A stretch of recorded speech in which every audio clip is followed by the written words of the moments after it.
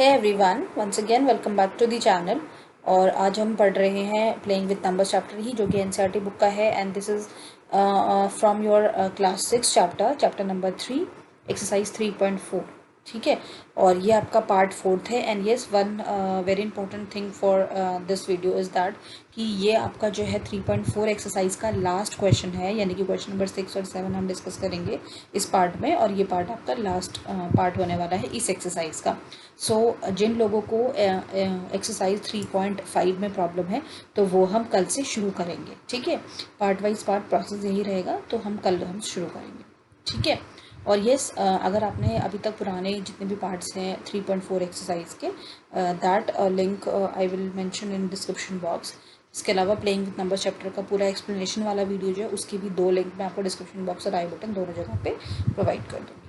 ठीक है, and yes, अगर आप इंटरेस्टेड हैं 3.1, 3.2 और 3.3 के लेक्चर्स देखने के लिए, तो वो आपको प्लेलिस्ट में जाके मिल जाएंगे। 6 क्लास की प्लेलिस्ट मैंने इंडिविजुअली 6, 7, 8 की बनाई हुई है, तो आप 6 क्लास की प्लेलिस्ट में जाके आपको जितने भी वीडियोस अब तक अपलोड हुए हैं 6 क्लास के, वो सारे के सारे आपको वहाँ पे मिल जाएंगे। ठीक है, और स्टिल आपको कोई भी प्रॉब्लम आती है किसी भी चीज़ में, तो आप मुझे कमेंट सेक्शन में लिख सकते हैं। ठीक है, सो चलिए शुरू करते हैं। सो क्वेश्चन नंबर 6 क्या है? A number is divisible by both 5 and 12, by which other number will that number be always divisible. अब ये क्वेश्चन थोड़ा सा कंफ्यूज कर सकता है, तो इसीलिए कभी भी इस तरह का कोई क्वेश्चन हो जहाँ पे आपको थोड़ी सी प्रॉब्लम हो रही हो समझने में, सबसे पहला स्टेप आप क्या करिए, काम डाउन हो जाइए। ज़्यादा टेंशन मत लीजिए एग्जाम में कि पता नहीं क्या क्वेश्चन आ गया, आउट ऑफ द सिलेबस आ गया ना ऑल। ठीक है, ऐसा कुछ नहीं है। ठीक है, आउट ऑफ द सिलेबस भी अगर कोई क्वेश्चन आएगा, अगर आपको कंसेप्ट क्लियर है तो आप सब कुछ कर लेंगे। तो आपको क्या करना है कि जो भी क्वेश्चन दिया हुआ है ना, उसको पढ़िए, समझिए।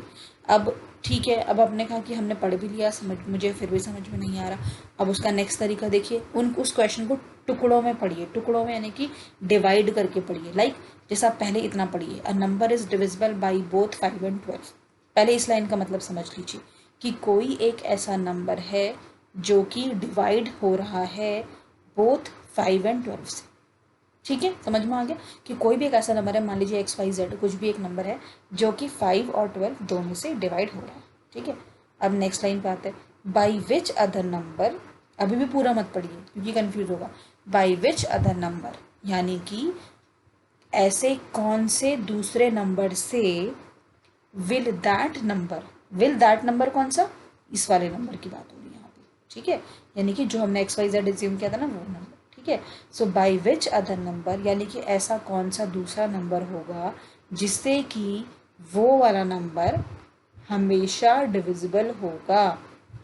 अब ये भी समझ में नहीं आ रहा, मान लीजिए, मतलब आपको कुछ कुछ समझ में आया होगा, ऐसा तो नहीं है कि आपको बिल्कुल भी समझ में नहीं आया होगा, कुछ कुछ समझ में आया होगा। अब आप नेक्स्ट स्टेप क्या करेंगे कि आप एक एज्यूम कर लीजिए, क्योंकि आपको क्वेश्चन समझना बहुत ज़्यादा ज़रूरी है। क्वेश्चन समझ में कई बार क्या होता है ना, हमें आंसर आता है सब कुछ, लेकिन क्योंकि हमें क्वेश्चन ही समझ में नहीं आता तो हम सॉल्व नहीं कर पाते उसको। अब आप क्या करिए कि कोई भी एक एग्जाम्पल ले लीजिए। मान लीजिए आपने ले लिया 4। ठीक है, मैं जैसे एग्जाम्पल ले रही हूँ, तो अब आप ये सोचिए माइंड में, ये मैं आपको क्वेश्चन पढ़ने का, क्वेश्चन समझने का तरीका बता रही हूँ यहाँ पे, जो कि बहुत ज़्यादा इंपॉर्टेंट होने वाला है, लाइफ में आपके हमेशा काम आएगा। ठीक है, सो मान लीजिए आपने कोई भी एक नंबर ले लिया, 8 ले लीजिए मान लीजिए। ठीक है, सो आपने कोई भी 8 नंबर ले लिया, यानी कि आपका 8 जो है वो 5 और 12 दोनों से डिवाइड हो रहा है। बाई विच अदर नंबर, सो ऐसा कौन सा और नंबर होगा, कोई दूसरा नंबर, जिससे कि विल दैट नंबर, अब दैट नंबर क्या है यहाँ पे? 8। ठीक है, सो यानी कि ऐसा कौन सा दूसरा नंबर और है जिससे कि 8 डिवाइड हमेशा होगा। अब तो समझ में आ ही गया क्वेश्चन आपको कि भाई कोई भी ऐसा 8 मेरा एक नंबर है जिससे 5 और 12 डिवाइड हो रहा है, और कौन सा ऐसा नंबर होगा जिससे कि 8 जो है वो हमेशा डिवाइड होगा। ठीक है, बस अब आपको क्वेश्चन समझ में आ गया। तो अब इसके लिए आप क्या करोगे भाई, कभी भी इस तरह का कोई भी चीज़ पूछी जाती है जहाँ पे 2 नंबर में कॉमन कुछ निकालने की बात होती है या कॉमन डिविजिबल होता है, तो वहाँ पे तो एक ही तरीका होता है हमारे पास, एलसीएम निकालने का। ठीक है, या फिर आप दोनों के कॉमन फैक्टर्स देख लीजिए। तो सबसे पहले हम क्या करते हैं, 5 के कॉमन फैक्टर्स निकाल लेते हैं। तो 5 के कॉमन फैक्टर्स क्या है आपके? 1 and 5। 12 के कॉमन फैक्टर्स क्या हैं आपके? 1, 2, 3, 4, 6 and 12। तो हम सबसे पहले तो कॉमन निकालेंगे ना दोनों के अंदर। तो कॉमन क्या है मेरा? सिर्फ और सिर्फ 1 है। Their common factors are 1। अब क्योंकि इनका कॉमन फैक्टर सिर्फ 1 ही है, तो इससे मुझे क्या कंक्लूजन निकला मेरा कि ये 2 नंबर तो भाई को प्राइम है, क्योंकि को प्राइम ही ऐसे नंबर्स थे जिनके बीच में सिर्फ 1 ही कॉमन फैक्टर आता था। अब भाई आप खुद सोचिए कि अगर ये को प्राइम नंबर हैं, यानी कि इन दोनों के बीच में सिर्फ 1 ही कॉमन है, तो इसका मतलब कोई भी ऐसा दूसरा नंबर नहीं होगा जिससे कि ये डिवाइड हो जाए, जो किसने हमसे क्वेश्चन में पूछा था। बट हाँ, एक नंबर ऐसा ज़रूर हो सकता है जिससे कि 5, 12 भी डिवाइड होंगे और वो नंबर भी डिवाइड होगा, ठीक है। और वो क्या होगा, इन दोनों का एलसीएम। तो 5 और 12 का एलसीएम निकाला हमने, तो वो क्या आया, 60, ठीक है। तो आप इसको प्रोडक्ट भी कर सकते हैं, 12 5 जा 60, या फिर आप एलसीएम निकालेंगे तो भी आपका 60 ही आएगा। सो द नंबर इज 60, यानी कि by which other number will that number, यानी कि जो भी मैंने नंबर निकाला ना, जो कि 1, 5 और इनसे डिवाइड होगा, वो 60 से भी हमेशा डिवाइड होगा ही। अब इसका तरीका आप देख लीजिए। अब आप अगर आपको चेक करना है ना कि सही है, आप देखिए, अगर आप 60 के फैक्टर्स निकालेंगे ना, जैसे हमने 5 और 12 के निकाले, तो उन फैक्टर्स में ये नंबर भी पक्का आएंगे जो इसमें, यानी कि देखिए, a number divisible by both 5 and 12, ठीक है। सो एक ऐसा नंबर है जो कि 5 और 12 से हो रहा है। तो अब देखिए, जब इसके फैक्टर्स ये हैं, यानी कि 1 दोनों में आ रहा है, तो 60 के फैक्टर में भी दोनों के दोनों आएंगे, और 60 से आपका 12 भी डिवाइड होगा और 5 भी डिवाइड होगा, यही तो है ना, यही हमसे पूछा गया था, ठीक है। सो 60 is the answer. I hope समझ में आया क्या होगा सबको। 7th क्वेश्चन पे चलते हैं। A number is divisible by 12, by what other number will that number भी डिविजिबल। अब ये भी लगभग उसी तरह का क्वेश्चन है, बट यहाँ पे इसने थोड़ा सा और स्पेसिफाई कर दिया और क्लियर कर दिया है क्वेश्चन को, कि कोई एक ऐसा नंबर है जो कि 12 से डिविजिबल है, तो ऐसा कौन सा दूसरा नंबर होगा जिससे जो है और मतलब वो नंबर भी डिविजिबल होगा, यानी कि 12 से अगर कोई नंबर डिविजिबल है, by what other number with that number भी डिविजिबल, ठीक है। यानी कि ऐसा कौन सा और दूसरा नंबर होगा जिससे वो नंबर डिविजिबल है जो 12 से डिविजिबल था। यानी कि वही एग्जांपल है, मान लीजिए आपने 6 लिया, 6 अगर 12 से डिविजिबल है, तो ऐसा कौन सा और नंबर्स होंगे जिससे 6 डिविजिबल होगा। तो वही तरीका है, आप 12 के फैक्टर्स निकाल लीजिए, भाई जो जो 12 के फैक्टर्स आ रहे हैं, इसका मतलब उनसे ही वो 12 भी डिवाइड होगा।